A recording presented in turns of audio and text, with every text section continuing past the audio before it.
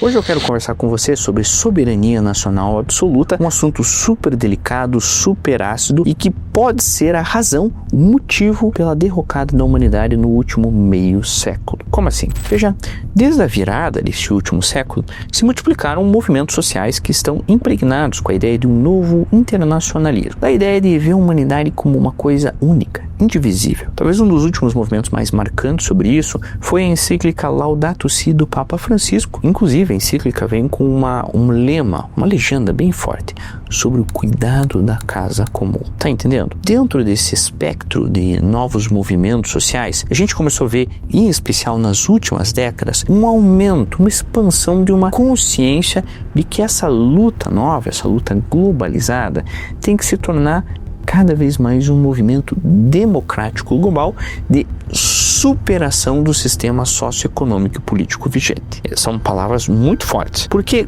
superação? Por que não é modificação, não é melhoria, não é expansão? Porque é superação. A ideia de superação vem da visão das pessoas sobre a limitada capacidade que elas têm de pressionar poderes políticos nacionais, de alterar políticas públicas e principalmente das fraquíssimas instituições internacionais que parecem estar em mãos atadas diante dos vários riscos existenciais que a humanidade tem na mesa para resolver. Um dos últimos vídeos que foi publicado aqui nesse canal foi sobre como talvez nós estejamos visualizando o fim da Organização das Nações Unidas justamente por esse tipo de problema. Se você não viu, eu vou deixar aqui nos cards, dá uma passadinha lá, o vídeo está muito bom. E como que a gente chegou nesse barranco que a gente se encontra? Os 21 anos transcorridos entre o ataque às Torres Gêmeas de Nova York em 2001 e a invasão da Ucrânia em 2022, passando pelas guerras do Iraque, do Afeganistão, da Síria, do Iêmen, pelo Brexit, pela pandemia de Covid-19, cada um desses eventos é marcado por alguma regressão em alguma das faces da governança global que nós temos hoje. E essa regressão, esses passinhos para trás, são resultado direto da combinação entre o caráter global dos problemas que a gente tem para enfrentar e o fato de que a ordem internacional vigente é regida pelo princípio da soberania nacional absoluta. E o que é essa soberania nacional absoluta que eu estou falando? Por que isso é um problema? A soberania nacional absoluta postula que só os Estados-nações têm o direito de governar os territórios sob sua jurisdição. Qualquer tentativa de limitar esse direito é vista como uma ingerência indevida e injustificável. E esse é o problema. Para a ordem jurídica internacional, o direito internacional, o Estado nacional é uma esfera irredutível da qual emanam decisões incontestadas, mesmo quando essas decisões são nocivas à humanidade e outras formas de vida no nosso planeta. Dentro dessa ordem jurídica que a gente está falando, os Estados nacionais têm o direito de destruir florestas e explorar combustíveis fósseis e outros minerais existentes no solo e subsolo do seu território terrestre ou marítimo, têm o direito de descumprir acordos internacionais sobre clima, sobre pesca, sobre combate à desertificação, ou seja, pode tudo. E isso não só vitima o conjunto da humanidade, todos nós e as outras formas de vida, mas isso também compromete a vida de gerações futuras, humanos que nem nasceram ainda, uma vez que isso causa desequilíbrios, e esses desequilíbrios estão se tornando cada vez mais irreversíveis para o parâmetro de funcionamento do nosso planeta. Estão entendendo a extensão do problema? Eu já sei, surgiu uma série de interrogações na sua cabeça. Agora, eu imagino que esteja se perguntando, veja, Lenin, esse tipo de conduta de destruição que você está falando na exploração do planeta, normalmente é cometido por empresas, não por estados nacionais. Claro, é fato. Essas condutas normalmente são perpetradas por corporações que são normalmente mais poderosas que os próprios estados nacionais. Só que muitas dessas corporações são estatais. E quando elas não são estatais, normalmente são corporações transnacionais de direito privado que se defendem, se protegem em legislações nacionais soberanas para afrontar e se pôr acima do interesse comum. Então, você já deve estar vendo que talvez a conclusão desse vídeo seja que, para resolver os problemas de caráter global que nós temos hoje, os riscos existenciais que a humanidade vem sofrendo, os valores e bens comuns da humanidade não podem mais se submeter ao direito absoluto de 195 estados-nação diferentes, cada um deles emanando um tipo diferente de decisão. E é aqui que fica o mote da coisa, o ponto central. Vejam, se por exemplo, Um exemplo para você entender. O Brasil concentrar 100% dos seus recursos e energia para combater as mudanças climáticas, enquanto os Estados Unidos ou a China, os maiores poluidores do planeta, não fizerem nada, o esforço brasileiro vai ser em vão. Em riscos existenciais como mudanças climáticas, ou todo mundo muda ou nada muda. Então essa é a conclusão. A civilização humana precisa substituir o axioma da soberania nacional absoluta. Mas substituir pelo quê? Por um governo mundial? Não exatamente. Existem uma série de opções, o governo mundial é uma delas, mas uma das que tem mais força atualmente na academia é o princípio da soberania relativa. Na soberania relativa tem uma superioridade do poder da comunidade internacional, como é, por exemplo, a ONU, sobre os estados nacionais e plurinacionais. Essa superioridade só se manifesta quando houver, por exemplo, uma ameaça aos equilíbrios naturais planetários. Essa ideia de soberania relativa não é minha, não é de minha autoria. A autoria dela é da diplomata e médica norueguesa Gro Harlem Brundtland, que já defende essa ideia lá desde 1987. Desde lá já se via a soberania como um problema. Nessa abordagem, as nações e as suas comunidades autônomas têm o direito e o dever de gerir os recursos disponíveis no seu território. Só que essa gestão não pode comprometer os direitos humanos e os equilíbrios naturais, sob pena da sua soberania ser relativizada. Para muitas pessoas é muito complicado conversar sobre esse tipo de coisa. Isso normalmente para as pessoas é comunismo, coisa de esquerda, coisas assim. E eu estou fazendo esse vídeo para vocês no coração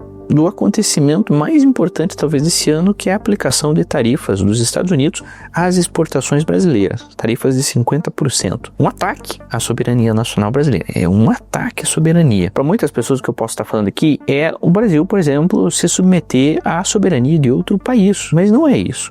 Numa situação como essa das tarifas, a soberania do Brasil continua sendo a mesma soberania que a gente conhece, não pode ser atacada por nenhum outro país. Ela só seria uma soberania relativizada em alguns casos específicos, como eu falei, do desequilíbrio natural, violação em direitos humanos, e não seria uma violação por outro país, né? Seria sim por uma comunidade internacional, como eu comentei. Um exemplo é a ONU. A ONU, identificando situações assim, ela agiria naquele país que está causando desequilíbrio ou cometendo a violação. Não sei se vocês entenderam, mas é isso. E esse senso de comunidade universal não é nada comunista. É, na verdade, uma herança maior de coisas como o cristianismo, do iluminismo. Eu acabei de dar um exemplo para vocês da encíclica do Papa Francisco sobre o cuidado da casa comum. Veja, esse planeta é de todo mundo. E para piorar, é o único planeta em que cabe vida humana que nós conhecemos. Não tem outro lugar. Não dá para se mudar daqui. Mas até aqui eu só dei o exemplo de mudanças climáticas. Não para por aí. A gente tem um segundo problema oriundo da soberania absoluta: o nacionalismo.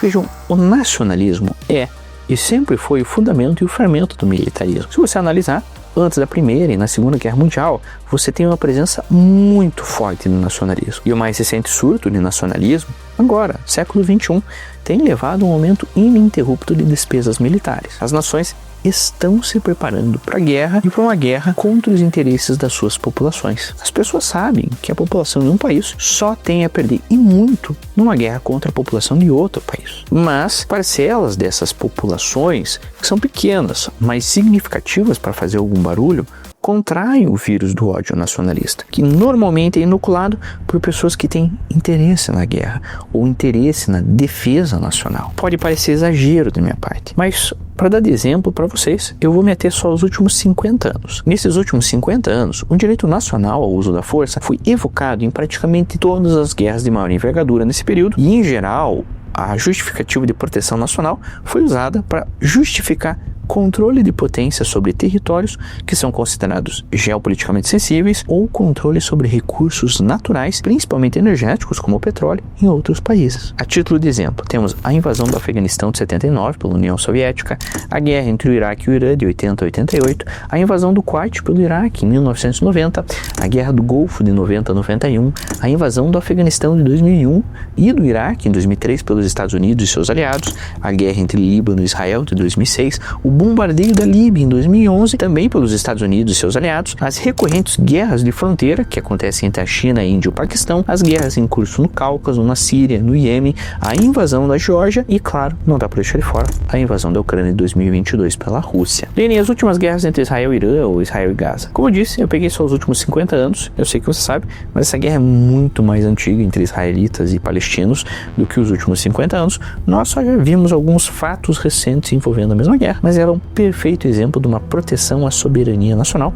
A própria última escaramuça entre Israel e Irã foi uma guerra preventiva para defender os interesses nacionais. Então, em praticamente todas essas guerras, incluídas as guerras santas, que são movidas pelo Talibã ou pelo chamado Estado Islâmico, as potências mundiais estão ou estiveram de uma forma ou de outra envolvidas. Não sei se você já ouviu falar, mas existe um índice chamado Global Peace Index, ou GPI, do Institute for Economics and Peace, que mede o estado de paz em 163 nações e territórios diferentes, segundo 3 critérios. O primeiro é o nível de segurança social. Segundo, é a extensão de conflitos domésticos e do envolvimento em conflitos internacionais. E terceiro é o grau de militarização de cada país. Na sua 19ª edição, de 2025, o GPI trouxe a seguinte conclusão: o mundo se tornou menos pacífico nos últimos 17 anos, com a pontuação média dos países se deteriorando em 5,4% desde o início do índice em 2008. Fazem 17 anos que ele começou, ou seja, desde que ele começou, em nenhum ano o mundo ficou mais pacífico. A paz só vem se deteriorando. Segundo o índice, 17 dos 23 indicadores do GPI pioraram entre 2008 e 2023, enquanto só 7 melhoraram. Pois é uma situação bem complicada. Caso você queira ver o relatório completo, eu vou deixar o link aqui embaixo. Tá em inglês a versão, mas talvez você encontre alguma versão em português. Eu confesso que eu não cheguei aí atrás. Então, nós temos 2 tipos de crise e que são indissociáveis. São as guerras e as mudanças climáticas. E é isso que vem definindo o nosso destino como humanidade no curtíssimo prazo. Por essa razão, o clima se impôs então na pauta das reuniões do Conselho de Segurança da ONU a partir de 2007. Pessoal, o Conselho de Segurança fala sobre segurança. Existem outros departamentos na ONU que tratam sobre o meio ambiente e sobre meteorologia. Conselho de Segurança é segurança. Então, para eles falar sobre isso, é sério. E numa das últimas conversas que eles tiveram sobre clima, em 2019 para ser exato, o Pavel Kabat, cientista-chefe da Organização Meteorológica Mundial, a OMM, foi convidado para fazer uma explicação para os membros do Conselho de Segurança da ONU sobre o clima e sobre a questão dos eventos meteorológicos extremos que estavam acontecendo. Em 2019, aconteceu um monte de evento meteorológico extremo de 2019 até 2025, para você ver como a situação é séria. E o que o cientista alertou lá é o que todo mundo já está careca de saber, que as mudanças climáticas têm uma infinidade de impactos na segurança. Redução dos ganhos em nutrição e acesso a alimentos, aumento de risco de incêndios florestais e agravamento dos desafios da qualidade do ar, aumento do potencial de conflito pela água, aumento do deslocamento interno e da migração. Como vocês sabem, tudo isso é motivo para guerra. E nada disso é novidade. Só que em vez de gerar qualquer espanto no Conselho de Segurança, a consciência desses problemas só tem criado uma corrida entre as nações mais poderosas por garantir uma posição de força no mundo que está indo barranco abaixo. É bastante claro pelas condutas recentes que os membros do Conselho estão convencidos de que nesse novo mundo que a gente está entrando vai ter cada vez menos lugar para os mais vulneráveis e menos armados. E aí a gente fica entre a cruz e a espada. De um lado nós temos uma guerra nuclear e de outro a emergência climática.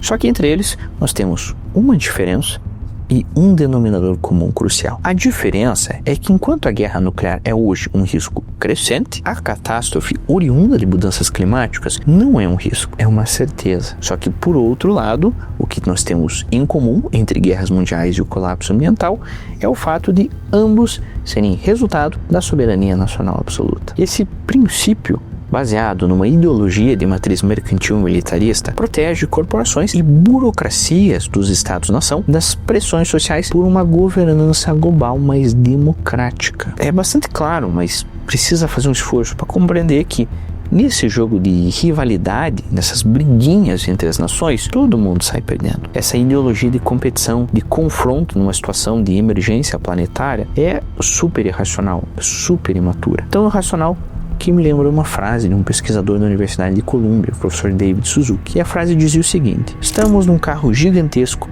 em vez de se chocar contra o muro e todo mundo continua discutindo sobre onde cada um vai se sentar. São tempos super tenebrosos. E em tempos tenebrosos, nada melhor do que você acompanhar um canal maravilhoso como esse. Então não esqueça de você curtir esse vídeo se você gostou desse conteúdo, até para apresentar para as pessoas, mostrar para o algoritmo que nós somos relevantes. Se você efetivamente gostou, não esqueça também de ativar o sininho e seguir o canal para ficar atualizado de tudo que está saindo. Não esquece também de deixar um comentário sobre isso. É um tema muito interessante para conversar. O que você acha? A soberania nacional precisa ser relativizada ou a gente consegue tocar a humanidade com a soberania nacional absoluta? Eu quero saber o que você pensa sobre isso. Se você gostou de temas como esse, eu tenho um vídeo aqui falando sobre como talvez estejamos perto de uma terceira guerra mundial. Mas caso você queira um tema mais relax, eu tenho um vídeo aqui falando sobre como você pode estar dormindo muito mal. Eu tô te esperando no próximo vídeo. Até lá. Tchau, tchau.